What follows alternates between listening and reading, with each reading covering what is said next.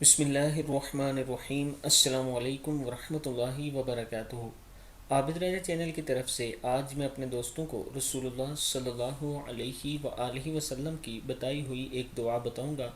آپ دوستوں نے اس پر ضرور عمل کرنا ہے۔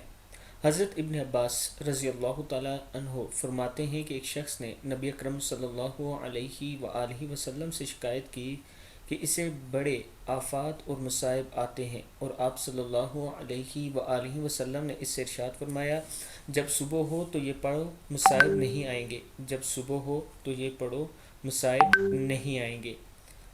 دعا کیا تھی؟ بسم اللہ علی نفسی و اہلی و مالی، بسم اللہ علی نفسی و اہلی و مالی، اللہ کے نام سے اپنے نفس اور اہل اور مال پر۔ چنانچہ اس نے عمل کیا، اس کی پریشانی زائل ہوگی۔ آفات اور مصائب سے نجات کے لیے اس دعائے مبارک کو نماز فجر کے بعد 11 بار پڑھیں۔